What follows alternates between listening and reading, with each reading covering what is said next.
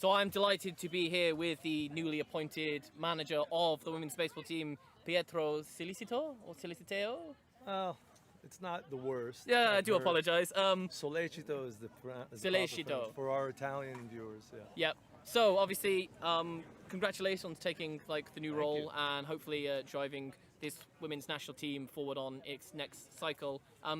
First, I'd just love to give you a little bit about yourself, how you've been involved in baseball. I know very well that obviously you have some sons who play. You've been part of the London Met system in the past, but I'd love you just to give us a quick insight into how you come to be here. I know it's a long story, but let's have the York notes. It all started on a bare dirt field in Hoboken, New Jersey. That's where I started playing ball. I grew up there, played through high school, also at Fordham University. I was a pitcher at that point.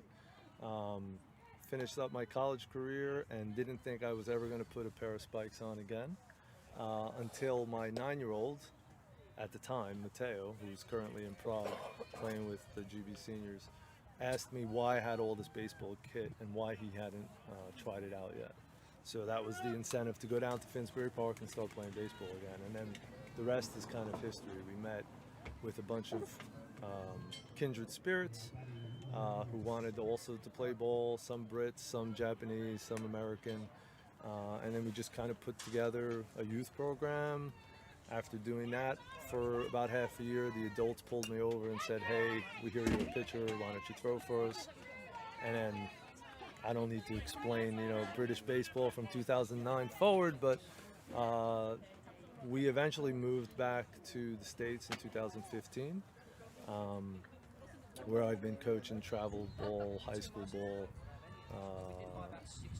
on an elite level, I would say, which was a great experience going back to that after having sort of the club experience in the UK. Always stayed in touch with GB. Obviously, Alex, who's the younger son, played up through U15, was cheated out of his U18 tournament by the big C word. Matteo continued on. He's played 15U, 18U, 23U.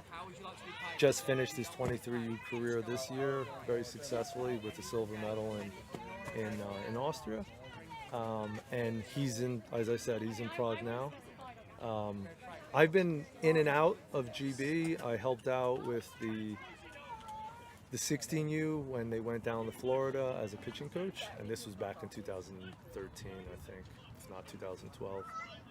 I also was sort of an ops manager for when they came to Brooklyn for the WBC qualifier in 2016. So that was great working with Liam and Zach Greifsler and Trevor Hoffman, who was the pitching coach, which was an amazing experience. And then I've been a parent since then. I heard about this opportunity, believe it or not, from some of the players that are on the field right now. After last summer, a few of them, sent me a, hey, what's up, coach? We hear you might be coming back to Europe. What about, coaching us?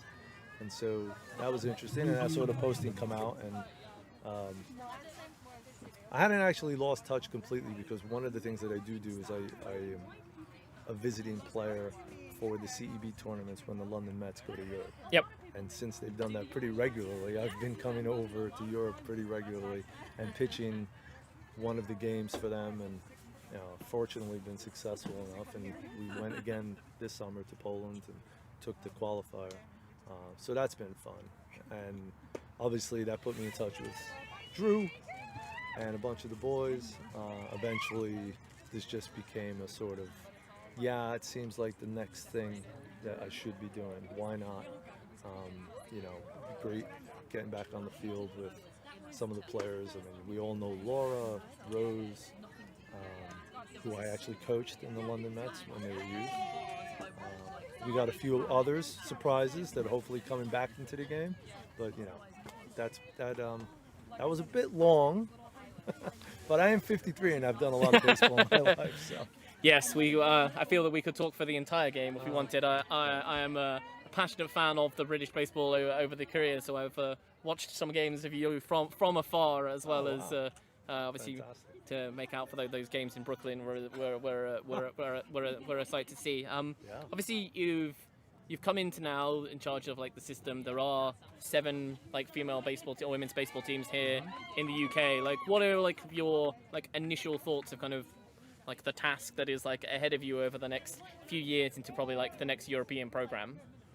Well, I'll tell you, like, my thoughts are on opposite sides of the spectrum, and I'll explain what I mean. On the one side, you know, living in the States, having lived in Italy, and having lived in a lot of countries in the world, and being in touch with their baseball communities, a women's league is a hard thing to accomplish in those places. Like, even in the U.S., there's few states that have leagues, and there's certainly not a national league by any stretch. It's a much bigger country. Canada, for instance, doesn't really have a league per se, but somehow the UK got up 7 teams, and from what we can see today, it's halfway decent baseball. I'm not saying it's the cleanest baseball in the world, but it's a game, and we were just sitting back here commenting, hey, it's great watching this, and no slight to softball, than watching a softball game. Like, we're baseball fans, obviously, so we enjoy baseball better. So, you know, I think that says a lot. On the other side of the spectrum, I think on the national side, obviously, we have to get organized. We have to give them an opportunity to develop, give them an opportunity to show what they have, who the actual best roster is, and then go to tournaments and perform. I think we can do that. I mean, what is rare is that this happens. 7 teams, they play in a league, they have a final, and they get a good turnout. And I tell you, they're all switched on. They all want to learn. I mean, I ran IO, infield, outfield, for both the third place game and today's game. And I had everyone's eyeballs focused. I had everyone's attention. Everyone's dying to learn, and they're learning in that 10-minute warm-up already. And so you can see it. You can see the energy.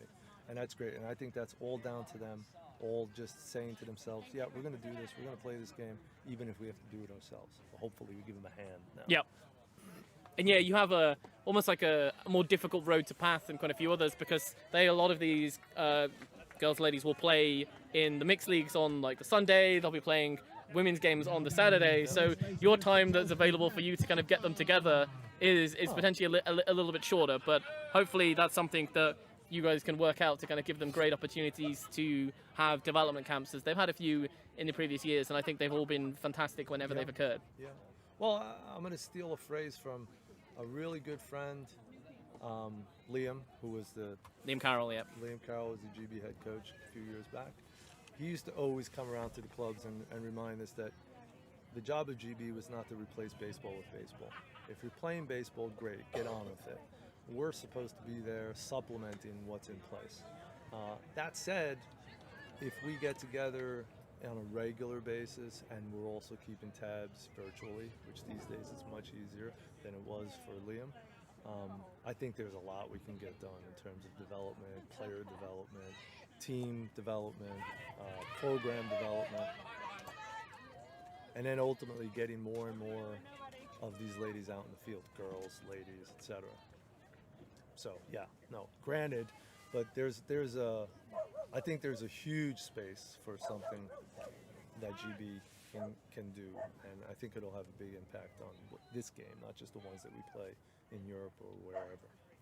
Yes, and so the British team had a good tournament in Euros last year, but obviously it was the French team that progressed on throughout that tournament and were effectively they were playing in Japan a few weeks ago. Yeah, and so that's what is available for this British team to actually kind of like aspire to, because as you've said, some of even the countries that have a longer history in baseball do not have maybe the same history in women's baseball, because softball has enough of a presence that it's taken some of that away from them. So actually becoming the best team in Europe is an attainable for position last year. Yeah.